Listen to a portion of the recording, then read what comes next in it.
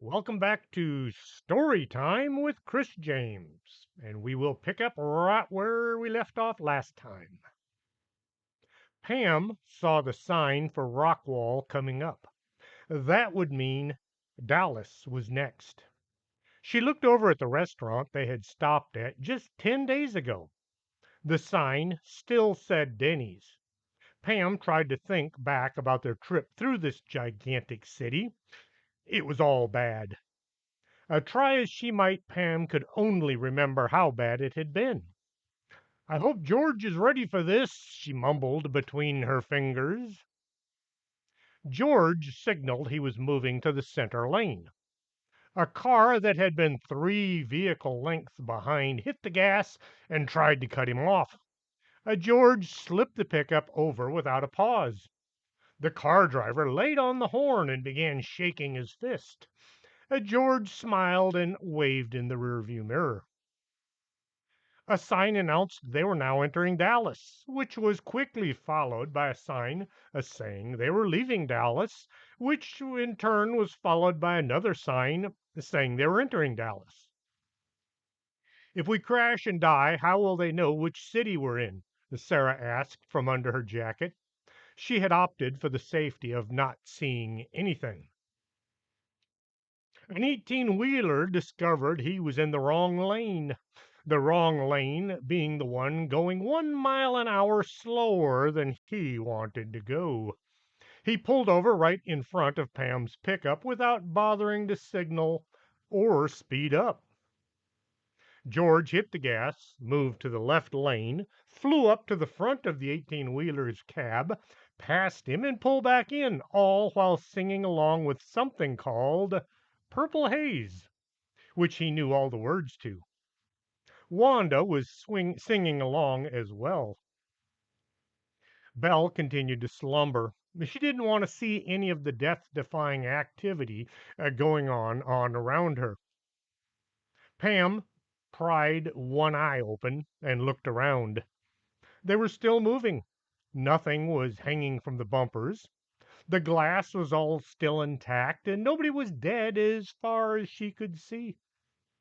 Sarah stuck one hand out from under her jacket and grabbed a hand. Unfortunately, it wasn't Pam's hand, but it belonged to Belle. Belle began to dream about being in bed with a disembodied hand that had grabbed her. She couldn't get away. The hand was holding on too tight. She wanted to scream, but no sound could escape her lips. Pam looked over at Belle. Why is she making that weird noise? It sounded like a kitten wanting its dinner.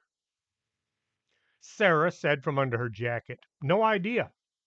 How come your hand is on the wrong side of the truck? Uh-oh. She let go of Belle's hand. You know, she has mighty soft hands for a witch. Pam thought about that. Why do you think witches have rough hands? I don't know, 'cause they're old and evil. You've been watching too many movies. I don't think Belle is evil or all that old. Pam looked over at the witch. She was back to slumbering peacefully.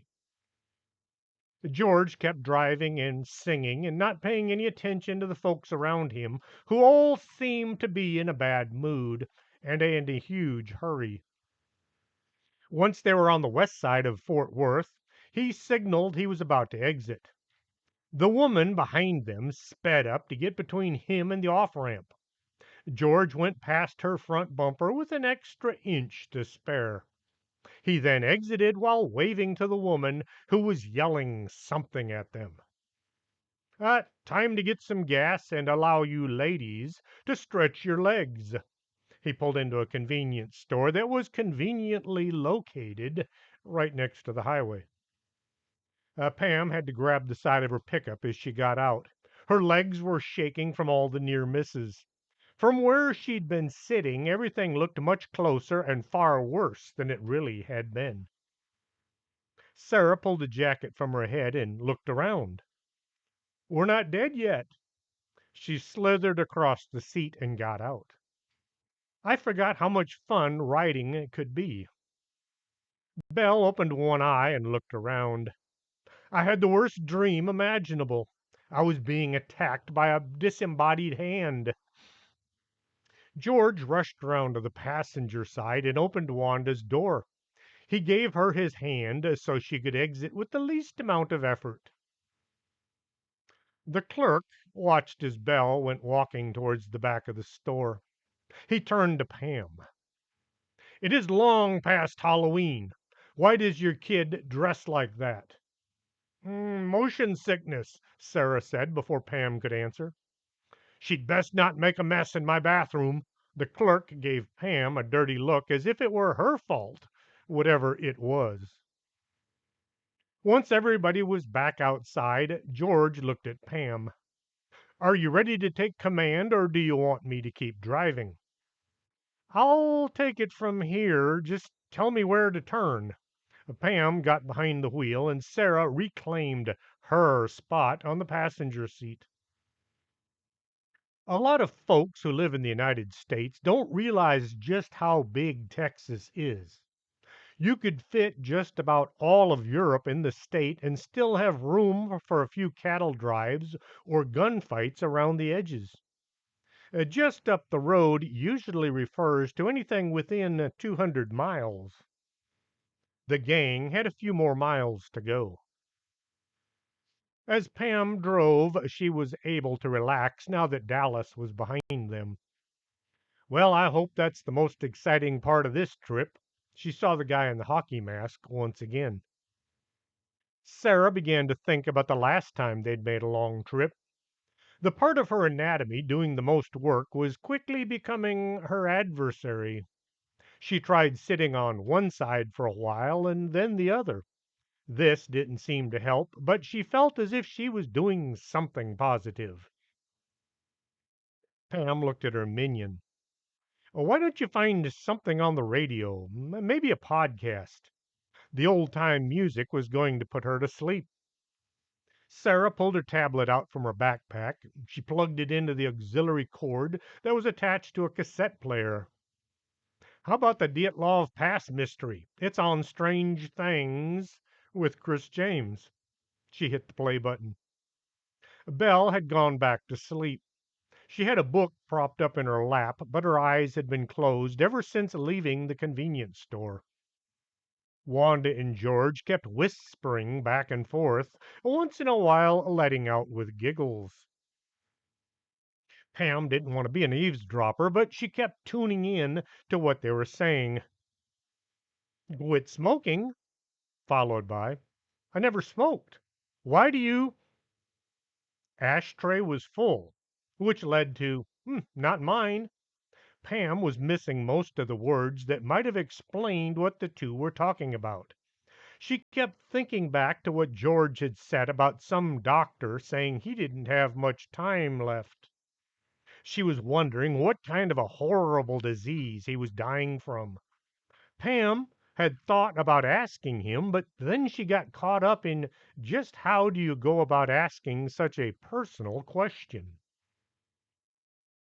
The further west they got, the colder it got. The wind was blowing, and it looked like snow on the horizon. Pam was glad she'd brought her winter gear. Her dad, Al, had put some things in the bed of the truck he said she just might need. Pam had meant to check them out, but she got going and had forgotten. Up ahead, Pam saw a sign announcing congested traffic, right lane closed. There were cars and trucks all stopped in both lanes. Uh-oh, looks like a traffic jam or something. The mass of stopped vehicles all slowly crept forward at an excruciating pace. Pam put on her signal and waited for a gap to pull in. "Here we are stuck in constipated traffic again," Sarah said. Pam already knew this, but Wanda and George had not yet been informed. "Why do you say constipated traffic instead of congested?" Wanda asked. "Because you want to go, but you can't, and after a while it starts to get painful." Sarah was pleased with her new terminology. Wanda got a horrified look on her face. Oh, great! Now I have that picture in my mind." She let go with a laugh. George stopped laughing long enough to say, "Does this mean that we're all a bunch of—" "Now, now, don't say it. There are children present," Wanda admonished him, but in a nice way. Pam hoped she wasn't part of that children comment, but she figured she probably was. After what seemed to be a few miles and several hours, it was actually 10 minutes, Pam managed to get into the left lane. The car behind them sped forward as if the lane ahead was clear. It made an entire car length before coming to a halt. As they drove by hundreds of orange traffic cones, Pam could just make out a person standing in the middle of the highway holding a sign that said slow. She wondered who this was supposed to be for, since nobody was moving at any other speed. The folks who all chose to stay in the right hand lane until the last possible second were all now stopped dead, some with their signal lights blinking. The vehicles in front of them all began to speed up just enough that it looked like they were moving. Pam was just about to stop past the woman holding the sign that said slow when it was flipped around to say stop in a great big unfriendly letters. Pam hit the brakes, but the sign holder still stepped in front of her, put up one hand, the fingers pointed like a laser gun, and scowled at Pam. The eyes behind the horn rimmed glasses squinted at everyone in the pickup. Up ahead, Pam could see a bunch of men, all wearing orange safety vests and white hard hats. They were mostly all watching one guy as he smeared something on the back of a small rectangular device. One of the men watching looked closely at the device.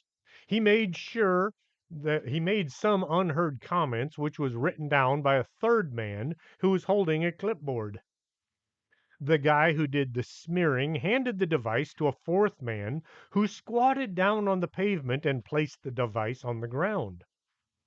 A fifth man stepped down on it to be sure that the device was pushed into the ground with his foot.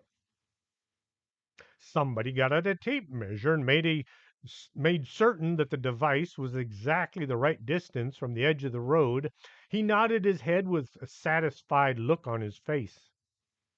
The guy in charge, who looked to be in charge since he was holding a two-way radio, held the mic up and said something into it. The sign-holding woman listened to her radio. She gave Pam a stern look as if to say, well, something or other that went well with the stern look, and then turned the sign so that it said slow once more. Pam got going. As they passed the men all standing around admiring the freshly placed lane marker, she noticed it was backwards. Shouldn't that have the white side pointed towards traffic? Sarah clicked a picture of it as they went by. As they were pulling into Abilene, Pam discovered the food her mom had given her had vanished into the very depths of her digestive system. As she was hungry. "Y'all want to stop and get something for lunch?" Anything but Indian food. I still have a burning sensation in my down insides." Sarah had tried the garam masala at the no longer Denny's in Rockwall, and she was still processing it. "Oh, look, there's a cafeteria. We can all choose whatever kind of food we like," Wanda announced from the back seat. Pam pulled in and parked. She opened her door and then quickly closed it. "Man, it's cold out there. I hope everybody brought a coat." George, being the gentleman he hadn't been for the past 6 years, jumped out, grabbed everybody's coat, opened the door just enough to get all the cold weather gear in, and then closed it. He then opened his duffel bag and pulled out his field jacket. Pam had to wrestle her coat on, only to find it was now pulled partway through the steering wheel. She had the shift knob in one pocket. She pulled the coat off, got it unwound from the steering wheel, and pulled it back on once more. Her glove was now mounted on the knob. She opened her door and jumped out. Sarah had her jacket on, and she opened the door and tried to get out. Her feet were hanging down the side of the pickup as she hung there suspended a few inches off the ground. I seem to be attached to your truck somehow. It turned out Sarah had put on her jacket and zipped it up before unhooking the seat belt. Pam had to pull the jacket off, undo the belt, while Sarah tried to stay warm by jumping up and down. Belle pulled a black cloak over her shoulders and fastened it. With the hood on, she looked like a black Christmas tree. You said it might get cold, but this is nuts. She made a beeline for the front door to the restaurant. Her bright pink running shoes were finally earning their keep. Pam got Sarah back into her jacket, and they followed Belle inside. George and Wanda came strolling in, arm in arm. They both seemed to not notice the cold at all. Belle stepped up to the counter. The woman behind the glass looked up. Her glasses fogged up. "Can I get you a salad, maybe?" Belle looked over the selection. "Let me have the carrot salad, the prunes, the macaroni salad, and the potato salad." The server's hands shook as he scooped up the requested items. Belle moved on to the entree section. Pam and Sarah allowed the two older members of their entourage to go next. Wanda looked at the selections. "Let me think." "No!" George and Pam both yelled at the same time. "Okay, I'm going to explain this." Wanda sat down at the coffee bar to think about something. She spent the next 6 years and a few months thinking.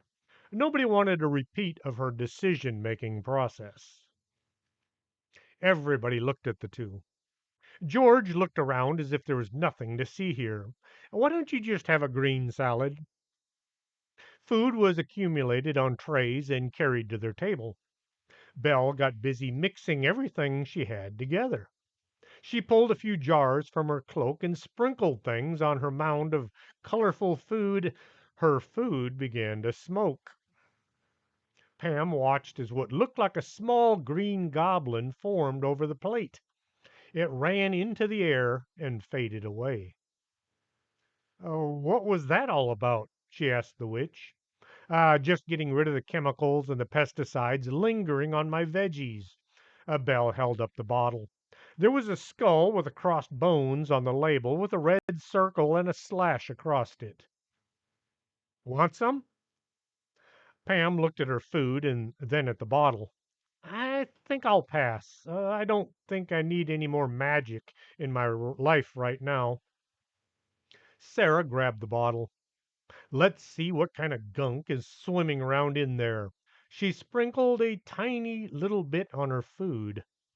An orange smoke dragon swirled up from her plate and drifted up to the ceiling. George and Wanda were still staring at each other. They would each take a bite without looking around. "Those two are going to wear each other's looks out if they don't stop soon." Belle got busy with her plate.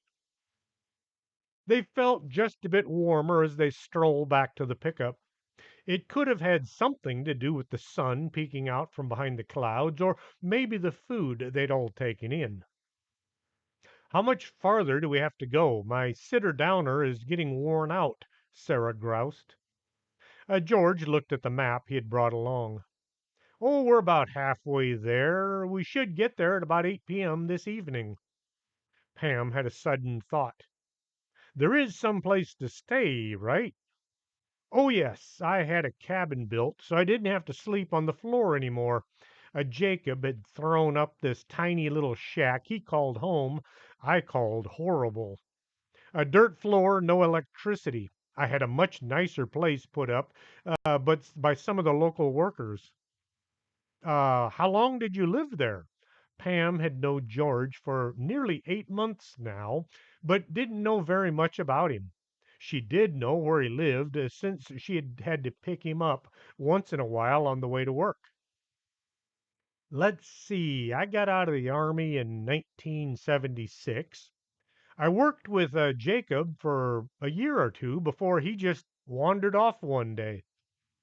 Wandered off? Like, as in disappeared? Pam found this very odd behavior. The same thing happened to the captain who gave the mine to Waltz. They worked together for a few years, and then the captain just wandered off one day. George thought about this a minute. I was going to ask him about that, but I just forgot. But you do own the mine. It's in your name and all. Pam was now hoping they weren't making this trip for nothing. I have the deed right here. George pulled a handful of papers from an old manila envelope. One day, while I was busy in the mine, Jacob drove over to Sierra Blanca and signed everything over to me.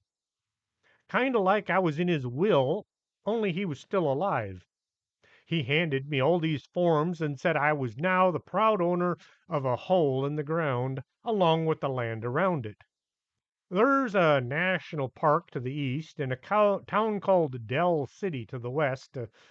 Not much else out there. Pam was still wondering how this wandering off thing. So we'll be able to stay there while you do whatever it is you need to do, right? Of course, the place should be just like I left it back in 1996. George got back to whispering to Wanda. Sarah looked at Pam. This is going to be a weird trip. If you've ever driven out west from Abilene, you'll know there's just not much out there. Pam had to force herself to stop looking at the clock. What seemed like 30 minutes was actually only 8. She kept having to adjust the temperature so the cab wasn't quite so nippy. Tiny white flakes began to fall from the sky.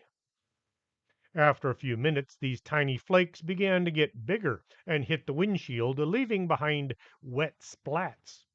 The windshield wipers got busy trying to keep the view clear. The sun was nearing the horizon. The snow had become a real snow and was piling up along the sides of the highway. Wind was doing a good job keeping the pavement clear. Pam felt as if she'd been driving for 20 hours. You want 54 north out of Van Horn, George said from the back seat. Pam watched as Van Horn grew up around them. It made her hometown look huge. There's 54, she signaled a turn. That looks much more like a back road than a highway. She looked at 54 as it stretched out into nowhere. Oh, you might want to get gas. I don't think there's any place near where we're going to get anything.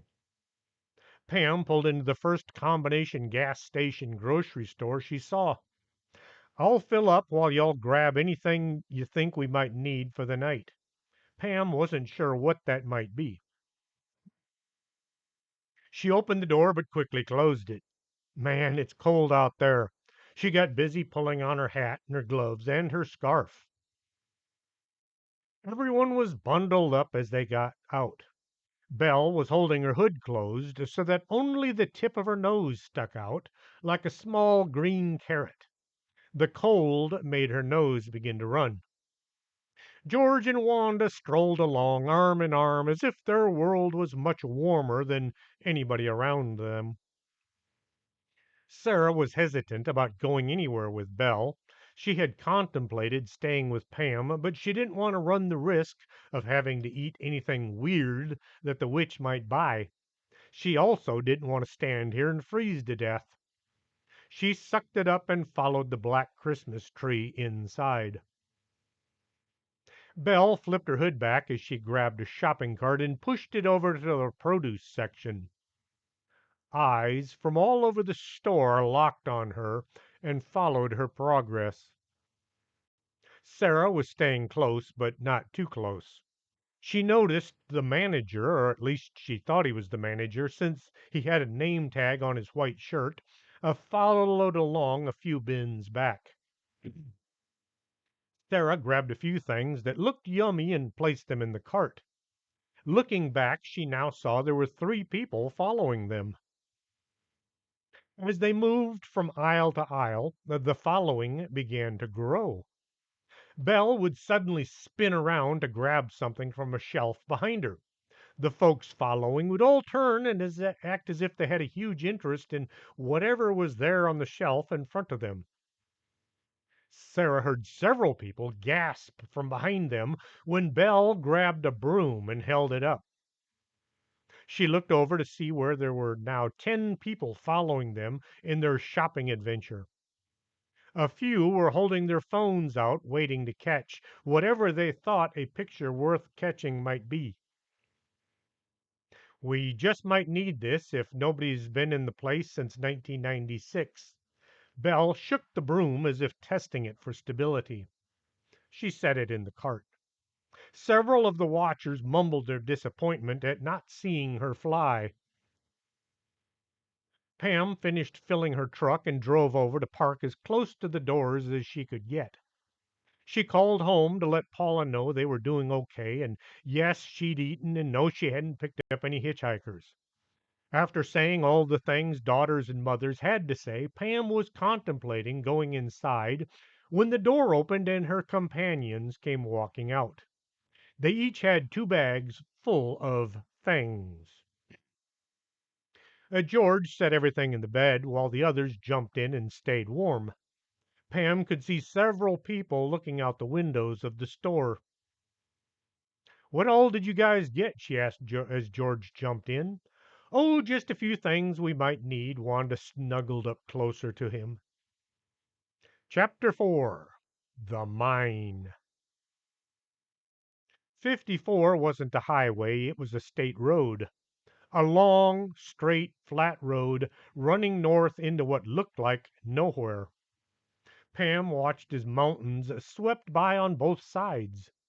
The scenery was spectacular, but nothing like back home where there were trees. A coyote sat near the side of the road. As they drew alongside, he was smiling at them as if he knew something they should know but didn't. Sarah took several photos as they passed. "Take a left on 62, but don't go too fast. We'll be tuning soon," George said from the back seat. There was an old gravel road leading off to their right. George said to take it, so Pam did. There was snow here and there, but nothing too deep. The road was bad. It was uneven and twisty. There were potholes inside the potholes. The headlights were pointing out just how bad the road was. The first big bump brought Belle awake. She had to use muscles she didn't know she had to keep from hitting the window with her head. "I'm sorry, whatever it is, I didn't do it." She looked around, confused by her last statement. Pam went as slow as she could, but not so slow that she was standing still. "Is there much more of this to go?" She had to hang on to the steering wheel with both hands. "Not too far, maybe 5 miles." George was holding on to the door handle, just for something to hold on to. "Maybe we should have used the other road." "Is it in better shape?" Pam had to give it some gas to climb up out of a deep mud puddle. "Yes, but it's a lot longer. It comes in from the north out of Oklahoma." George remembered driving up that way once in a while. He wondered how that casino was doing. As they came around a corner, the side of the road fell away. The ditch wasn't super deep, but they would never be able to get out of it if they fell in. Pam wished she'd asked George to drive. The road wound back and forth. It went up and down. Just when Pam thought it couldn't get any worse, they came to an old bridge, a crossing over a dry wash. "Is that thing safe?" "Of course it is. I think. Maybe. Well, it should be. I hope." George closed his eyes as the front tires left the gravel and rolled across the wood. The bridge made some sounds that it shouldn't. There were creakings and groanings and poppings coming from all around them. For a 20-foot bridge, it seemed to go on forever. Pam was glad to be back on the bouncing, twisting gravel once more. The house, when it came into view, was not what anybody was expecting. Well, except for George, who had built the place. The place was a one-story ranch-style house with a porch that ran all the way around. The roof was tin with a stone chimney sticking up from each end. It needed some paint, but it looked in good shape. There were two rocking chairs sitting by the door. Wow, it looks better than the office. Pam realized this wasn't much of a compliment. The office still looked beat up even after all the work the Civil War soldiers had done. George got out from the rear and helped Wanda out. He considered doing the same for Belle, but it just didn't seem right. Pam looked at the house. Why did you decide to leave? Oh, well, I needed some things from town, so I drove over. While I was there, the bus pulled in. I remembered I still had my ticket, and I thought, wouldn't it be funny if it was still good? I got on the bus and handed in my ticket, and the next thing I knew, I was heading to Lubbock. Oh, what happened to your vehicle? Pam had assumed he had a vehicle since he said he had driven. I don't know. Maybe it's still there. George had a slight suspicion it wasn't, since it had been 20 some years ago. Let's get in out of the wind. He reached into his pocket for the key. Uh, I don't think I have the key. As he was saying this, Belle had stepped up on the porch, turned the doorknob, and the door swung open. Oh, yeah, I forgot to lock up before I left. George looked at Wanda as if she might be upset by his forgetfulness. She just smiled at him. The inside wasn't any warmer than the outside, but it was in out of the wind. They found themselves in a large open room filled with mismatched furniture. One corner was set up like a kitchen. There was a wood burning stove and a sink that had seen better days. Where's the fridge? Sarah looked around as if it might be disguised as something else. I don't have a refrigerator. There's no electricity. George looked at the inches of dust on everything. Well, that's okay. We'll only be here for 1 or 2 days. We'll survive. Pam thought back to all the times she had to do without. No computer or cell phones at work. No electricity in the land of the Bigfoot. Nothing to eat in the Mall of Doom. Let's clean up just a bit before dinner. Belle grabbed the broom and handed it to Sarah. Here, you look like you know how to drive this thing. But you're a witch. Brooms are your thing. Never learned how to fly or sweep. Belle began looking around for some place to clean that didn't need too much work. Wanda placed all the bags on the counter. She arranged things according to packaging. Pam got a rag that looked like somebody's old T-shirt. She held it under the faucet and turned the knob. Nothing happened. You do have water here, right? She asked George. Why, of course. I have some of the best water in the entire country. I just need to get it from the well. He pointed out the back door. Why is there a sink if you don't have any plumbing? Oh, it looked nice in the catalog. George pointed out a pile of catalogs sitting next to the couch. Pam stepped out the back door and used her flashlight to look for the well. Having just escaped from the Mall of Doom, where she had met with hundreds of herselves, Pam had found keeping a flashlight with her at all times to be a plus. She also found that checking the batteries was a good idea.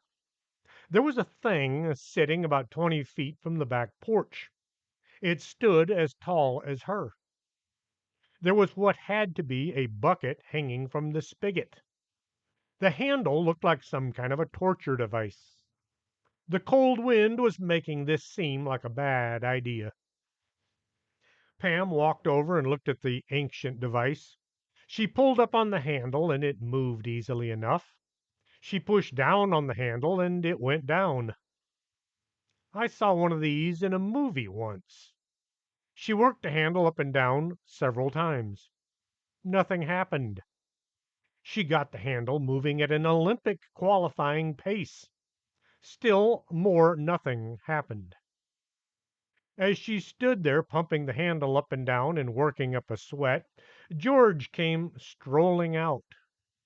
"Oh, you need to prime the pump first." He said this as if it was the kind of thing that they should teach in school. "Prime? Pump?" Pam had to gasp for breath. "Yes, you need to pour some water down the top of the pump before it will start to draw water." Now Pam thought he was making things up. "You need about a gallon of water to get the water flowing." He didn't sound like he believed this either. "It's like the bank. You can get a loan a lot easier as long as you already have money." Pam remembered seeing her dad putting a few gallons of water in her truck. He'd said something about "you never know," and this just might help. She walked around the house and over to her pickup.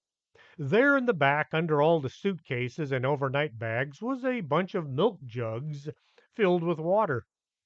It wasn't that he was cheap, it was that he refused to buy something he already had. Pam carried 2 jugs of water back to the pump. Now what? George pulled the water over the top of the pump.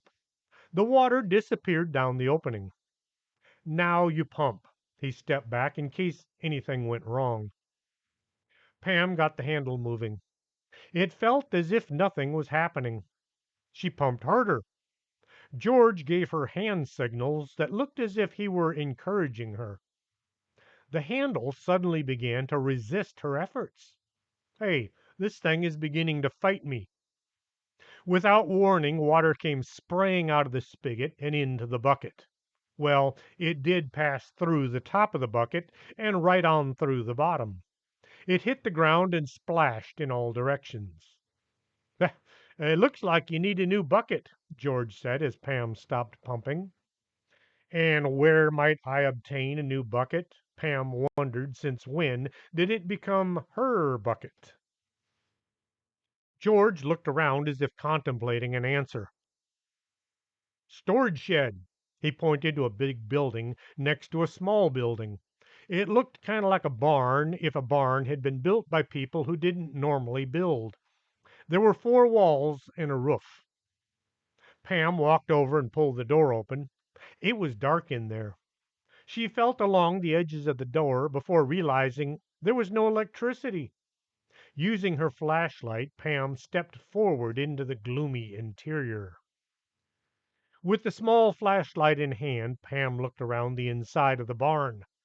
There were boxes all stacked along one wall. There were picks and shovels and things that she didn't recognize, but they looked like mining tools. There were a few galvanized buckets sitting in the corner. Most were filled with things like bent nails or old screws. She had to poke around until she found one with a handful of spent shotgun shells. The bucket hanging from the spigot was replaced with the bucket from the shed. Pam worked the handle a few times and filled the bucket without getting herself too wet. Once back inside, Pam found the others had cleaned the place up. The floor was swept and the furniture had the cushions taken out and beaten against the porch rail. The place looked livable, if dark. Wanda found a few oil lamps stationed around the house. She was filling them from a glass jug in the sink. "I don't suppose anybody brought any matches." She set the lamp on the counter. Belle stepped up. She snapped her fingers and extended the index finger. A small blue flame appeared on her fingertip. The lamp wick caught. Wanda nearly dropped the globe as she stared at Belle's finger, but she managed to get it in place. Having worked at the Bogus Anomalous group for years before sitting down to think, Wanda was used to most oddities, but fire coming from a finger was still a bit out there. "Can I ask how you do that?" she asked. "It's just a little trick I picked up from the Girl Scouts." Belle blew out the end of her finger, which was slightly scorched. Pam had an idea. "Hey, did you know Barbara? Uh, Barbara, the one at the bag company?" Belle thought a second. "Oh, yeah, the ghost hunter. Yeah, we met. What's her last name?" "Oh, that's simple. Her last name was Hamilton. Hanrahan." She got a thinking hard look on her face. "Hobgoblin?" "Harry." Belle thought harder. "Maybe it started with a Q, or maybe a Z." Wanda got busy making sandwiches from the items that they had brought from town.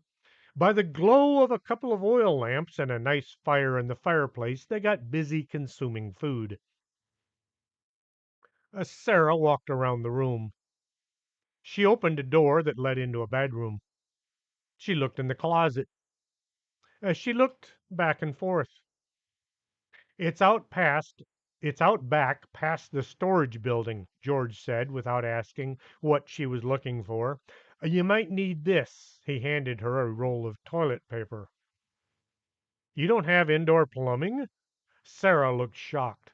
Like that nun that we were looking into?" She got a look on her face. "Oh, gross." Sarah looked out the back door. The area just outside the door was illuminated from the lamps inside. It reached all the way to a foot beyond the door. "Are there wolves around here?"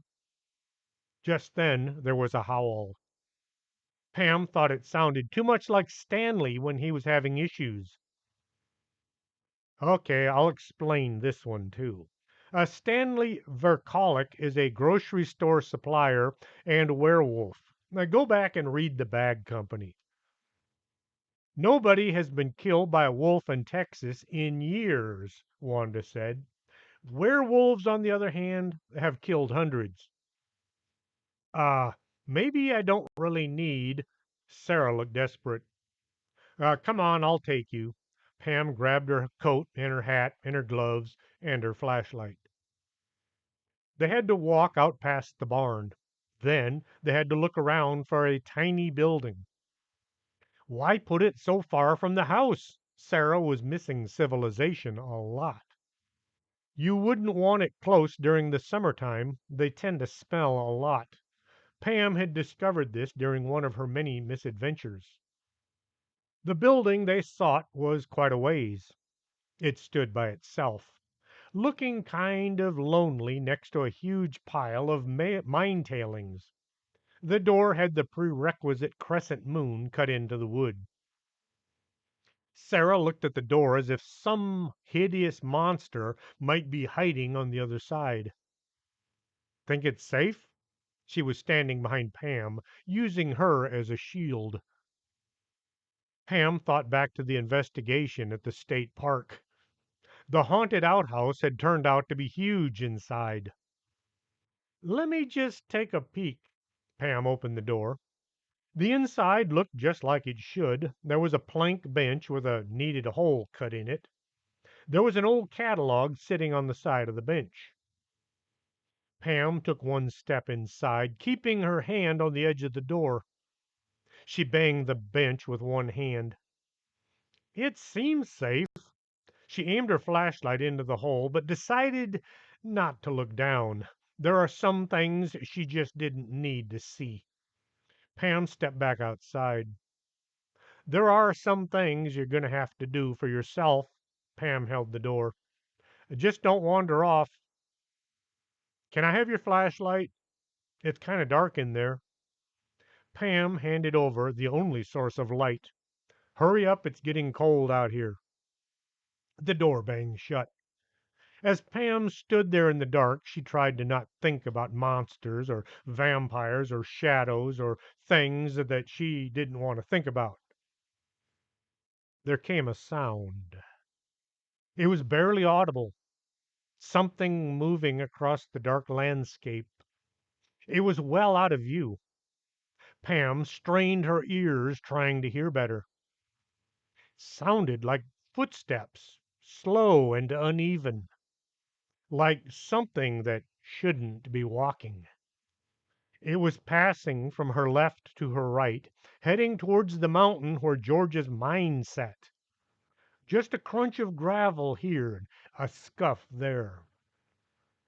Pam instinctively ran her hands over her pockets, feeling for the weapon that she didn't have. The door swung open, banging her in the shin.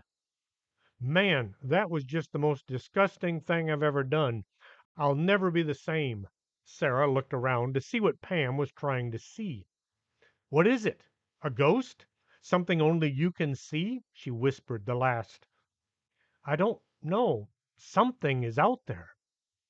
Sarah swung the flashlight over to where Pam was looking. It illuminated an old mesquite tree. A gust of frosty wind blew from the north. Let's get back inside. I'm sure it was nothing. Pam wasn't sure, but she didn't want her minion getting scared. There was only one bedroom.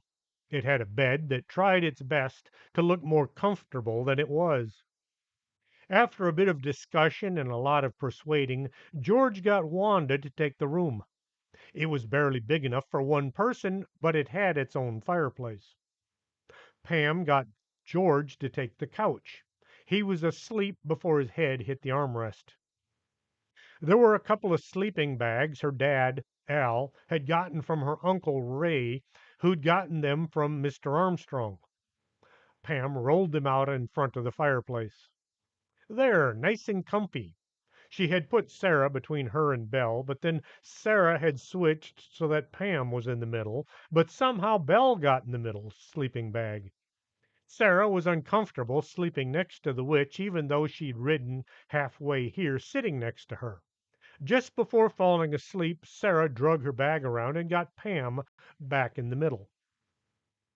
Pam thought about all the scary podcast stories they'd listened to on the long drive here. Maybe we should have listened to rock and roll instead. The sunlight coming in through the window did its best to wake the slumbering girls. Belle may or may not have been as old as she was acting. Pam opened one eye and came face to face with Belle, who had managed to get between her and Sarah at some point during the night. The room was chilly since the fire had died down to mere embers. Pam wanted to get some heat going, but was unsure as to how to do it. If not for the call of nature, Pam would have opted to simply stay in her bed. Boots, then jacket, followed by gloves and a hat, all just to walk out to the bathroom.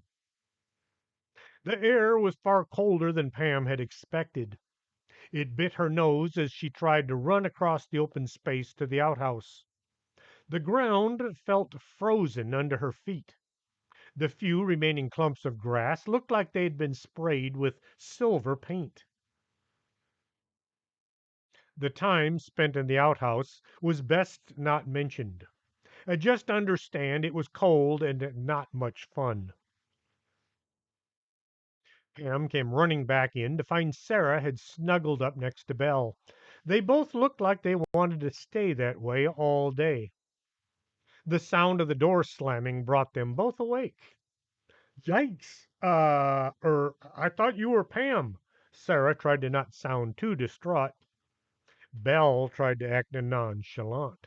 You're all squishy like a pillow. She got busy trying to wake up and greet the day. So, what's the plan for the day? Pam was doing the breakfast dishes, which amounted to washing the coffee cups. Everything else was paper.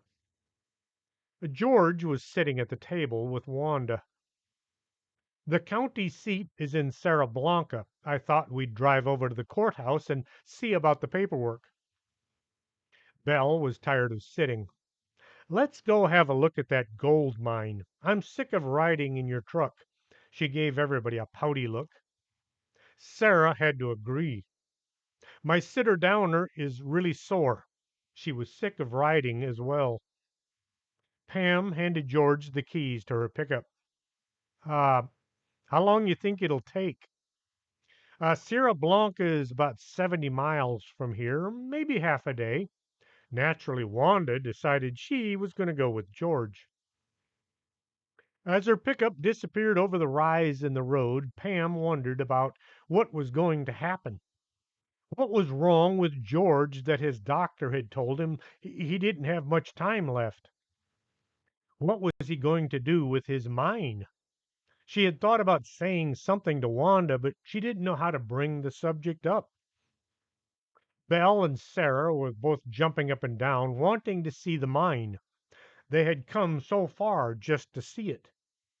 Come on already, let's go see the mine. Sarah was giving Pam her best worst look. George had told them to be careful and not to go too far and not to bang on any of the wooden supports, since the whole place might collapse. Having worked with, or rather watched Pam work, George figured she could handle anything. It was cold and the sky had a weird look to it. There were bluish clouds and they looked solid. As Pam led the others towards the side of the mountain, a fancy looking SUV, the kind that never really saw the off road roads, went blasting past them. The driver gave the three girls a smile and a wave as he went by. I thought this was the only house out here. I guess there must be others on the other side of the mountain. Pam watched the vehicle vanish in a cloud of dust. The three made their way over to the mine entrance. It looked like any old mine, a hole in the side of a mountain, held up by huge wooden beams. There were rails coming out of the entrance and running up the steep slope of the tailings. An old rusty mine cart sat just inside the entrance. Let's go. I want to see where the action takes place. Belle was about to run into the mine, but she wanted somebody else to go first, just in case it wasn't safe. Sarah was pushing Pam towards the entrance. You should go first with your psychic abilities. All right. I just want to be sure it's safe before we go too far. Pam looked at the questionable wooden supports. They looked like they'd been there for centuries. She looked into the darkness beyond. Pam looked at her companions.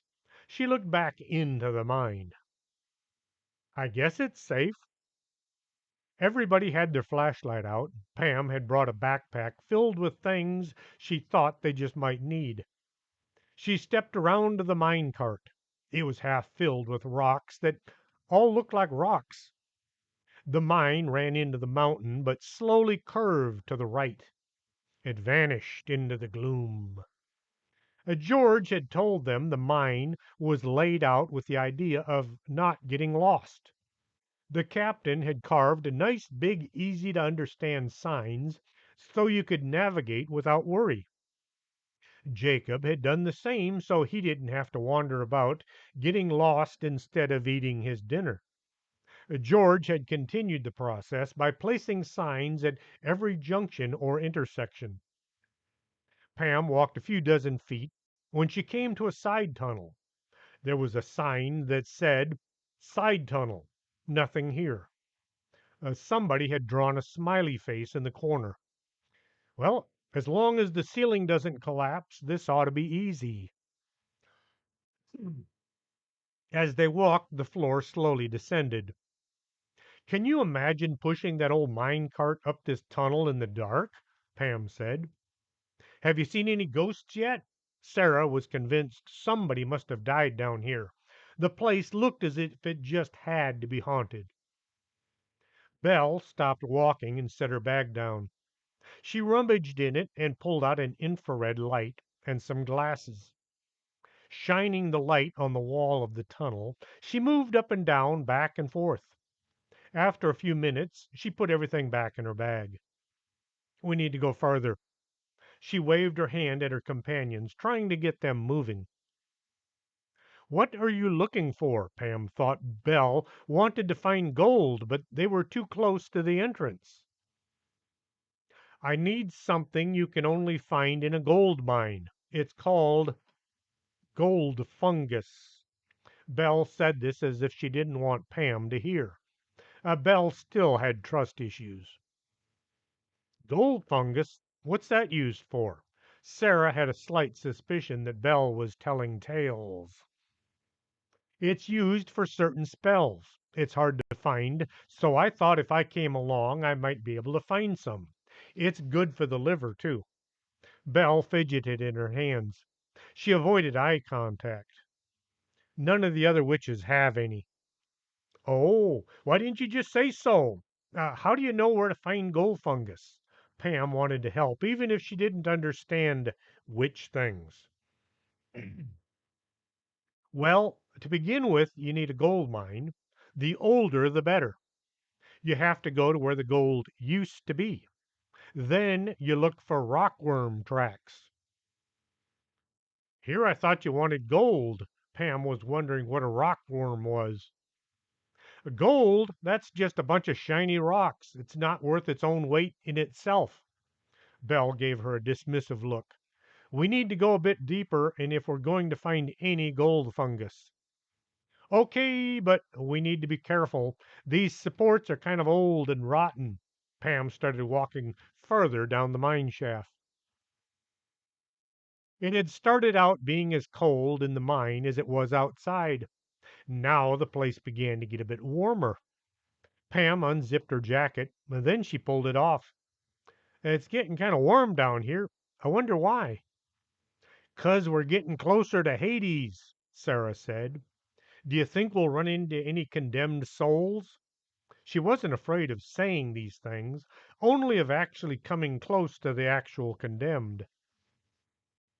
This caused both Pam and Belle to stop walking and look around for any spirits that might be lingering. Pam shook it off. Oh, come on. This place is to be much deeper. Like maybe 100 miles or so. At least she hoped this was true. There was a support beam with a couple of nails sticking out. Pam took her jacket and hung it from one. We have to come back this way. We'll grab our things on the way back. Belle hung her cloak on a nail, and Sarah did the same. They could hear sounds coming from up ahead. It sounded like water dripping and people talking. What do you think it is? Belle asked. It's the demons taking a coffee break from torturing souls, Sarah answered. It could be just our imagination. Maybe it's just water flowing and our minds are adding the voices. Pam was trying to be a good paranormal investigator. She watched a lot of TV shows as a form of training. They continued walking, occasionally pausing so Belle could look for rockworm tracks. Do the tracks glow in your light? Sarah had to ask. Oh no, the rockworm tracks look just like any tracks. It's only the gold fungus that glows under IR light. Belle swept the light back and forth, looking for telltale luminosity. We need to go further down, she told her companions. Pam walked past a side tunnel with a sign that said Dead End.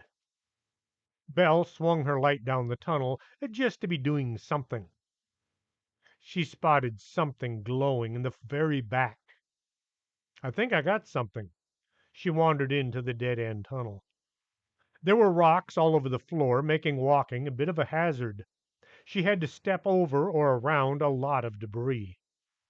That's weird. The end of the tunnel has an opening. It's small, but still it's something. Pam came in behind the witch. Maybe it's another way out. She wet one finger and held it up. No wind, and it's not cold. It must be something else. Belle got to the end of the tunnel.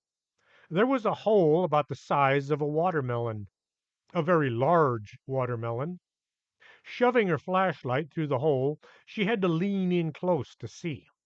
There was a huge cave on the other side of the rocks. Pam squeezed in right next to Belle. What in the world? It looks like some kind of a cave. Pam could see the room, the size of several houses. Some really, really big houses. Maybe a small office building. It must have been 40 feet high and over 100 feet long. Her flashlight was powerful. Mr. Armstrong had given it to her during one of their adventures. This doesn't look like a mine. It looks like an Egyptian tomb. Belle tried to look at Pam as if she were crazy. In the dark, it just didn't work out. That and the fact that she was kind of thinking the same thing made the whole "you're crazy" not worth going into. Well, that would explain the nudists. Huh? What nudists? Pam was torn between not looking and trying to see what Belle was talking about. Those great big statues along the side. Belle pointed her finger, which once more was lost in the dark. Sarah managed to push in between them and have a look. Those aren't nudists. They're Anubis is ers. Anubis was the Egyptian god of the dead. Sarah had learned this while watching Ancient Aliens. Oh, all this time I thought they were overdressed. Belle looked around some more. Why would there be statues of Egyptian gods in a mine in Texas? They have to be somewhere, so they're here. Pam thought that was a good argument. Sarah said, "It looks like a scene from a movie." She thought about this some more.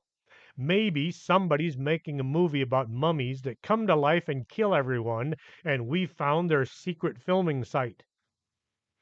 Why would they need a secret filming site? Pam thought this sounded a bit odd. They continued watching as nothing happened. They must be on break or something, Sarah announced. After watching the room for a few more minutes in the hopes that something would happen, they went back to the mine shaft. So, do we keep going or do you guys getting hungry? Pam looked at her watch. It was already 2:30 in the afternoon. Belle pulled a jar from one of her many secret pockets and held it up to the light. She shook it just to make sure that it was still empty, as it looked. Still no gold, Funkus. She looked at Pam. Okay, let's go a little farther and see what we see. And with that, I'm going to take a break. I'll be back soon with the following misadventures of Pam Bogus, Cerebellum, and Belle the Witch. If you enjoy the show, tell others what they're missing. Until next time, this is Chris James for Storytime.